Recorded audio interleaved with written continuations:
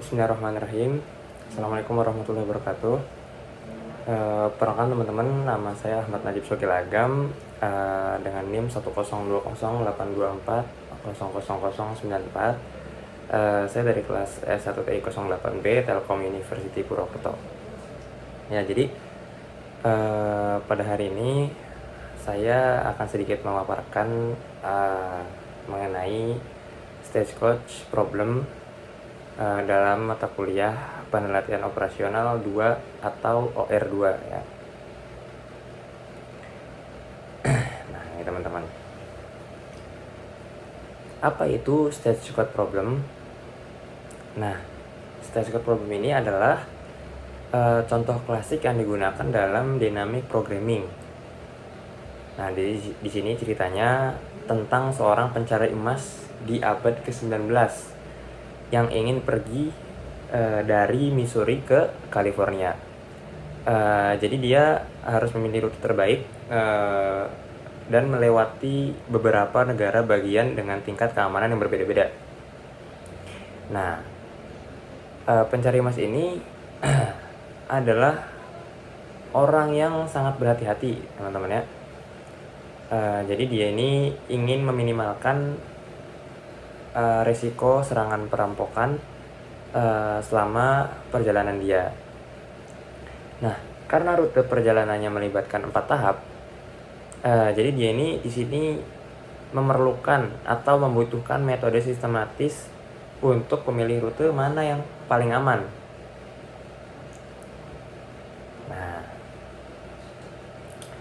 Nah, di sini kita bisa melihat peta jaringan perjalanan, teman-teman ya. Nah, di sini ada titik A. Titik A ini adalah titik keberangkatan. Kemudian ada titik J, tujuan akhir.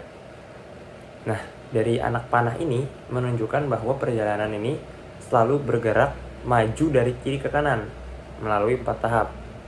Ya, bisa diperhatikan teman-teman ya.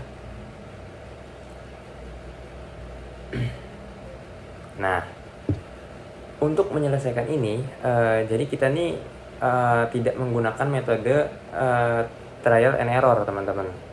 Jadi kita ini di sini menggunakan dynamic programming, yaitu memecah masalah besar menjadi sub masalah yang lebih kecil yang diselesaikan tahap demi tahap.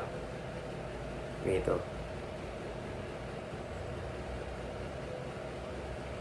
Nah, beberapa istilah kunci di sini ya, atau kata kunci stage di sini atau tahapan perjalanan ya. Dan ini ada state.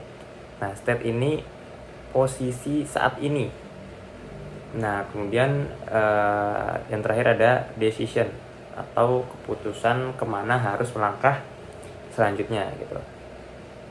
Jadi tujuannya ini tuh meminimalkan total biaya atau risiko perjalanan.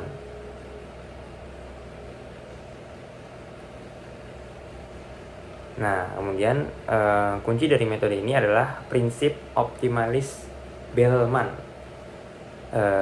Keputusan optimal di setiap tahap bergantung pada kebijakan optimal untuk tahap-tahap selanjutnya.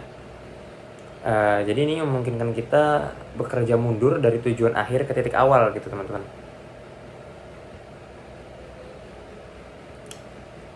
Nah, di selanjutnya ini mari kita mulai dari tahap terakhir ya, teman-teman. Ini di sini ada N4. Kita berada di posisi G, H atau I dan harus menuju ke J nih. Nah, kita hitung biaya paling efisien untuk mencapai J dari titik-titik tersebut, dari setiap titik tersebut. Nah, di slide selanjutnya ini berikut tabel perhitungan untuk tahap 4. Terlihat di sini ada keputusan optimal dari titik G, H atau I yang langsung menuju ke tujuan, yaitu ke titik J. Ya, bisa teman-teman lihat dengan biaya yang telah ditentukan ya, teman-teman. Nah, oke, selanjutnya sekarang kita mundur ke tahap yang ketiga. mundur ke tahap 3, teman-teman, sorry.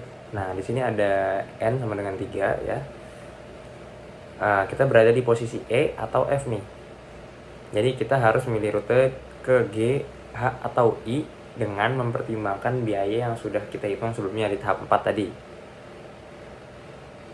Oke ya.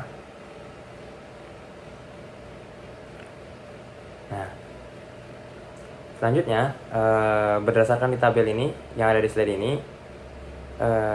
kita menentukan keputusan optimal dari E dan F untuk mencapai titik-titik di tahap 4 dengan total biaya terendah. Oke ya, saya ulangi. Dari tabel ini tuh kita menentukan keputusan optimal dari E dan F untuk mencapai titik di tahap 4 dengan total biaya terendah ya, terendah teman-teman. Kemudian di slide selanjutnya lanjut ke tahap 2 atau N2, N sama dengan 2. Nah, kita berada di B, C, atau D.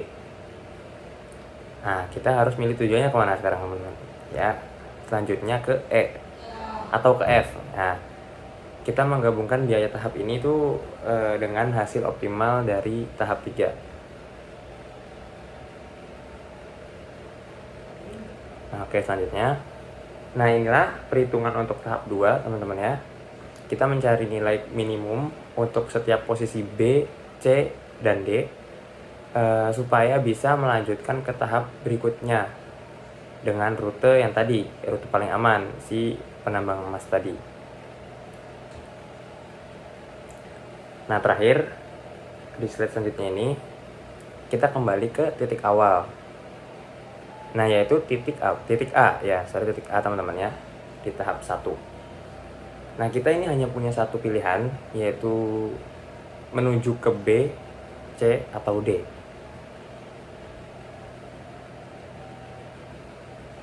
Nah, di sini terlihat bahwa biaya minimum untuk mencapai tujuan A yaitu 11 dengan pilihan rute awal menuju C atau D.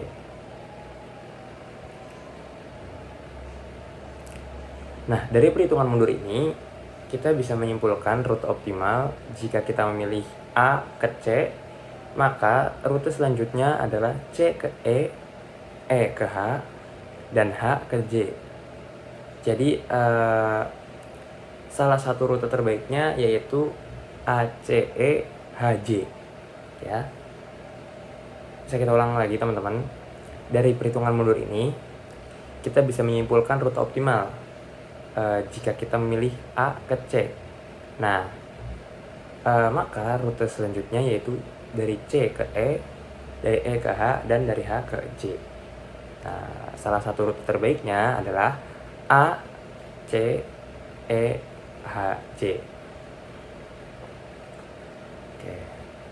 Nah, jadi kesimpulannya atau sebagai rekap ya, dynamic programming ini membantu kita menjamin solusi global yang optimal dengan cara efisien, menghindari kebutuhan untuk mengevaluasi seluruh rute yang ada secara manual. Ya teman-teman. Oke.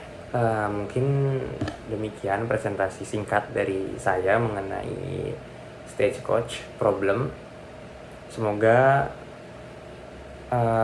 sedikit penjelasan ini bisa bermanfaat bagi teman-teman, bagi pemahaman kita yang mengenai penerapan dynamic programming dalam sistem industri.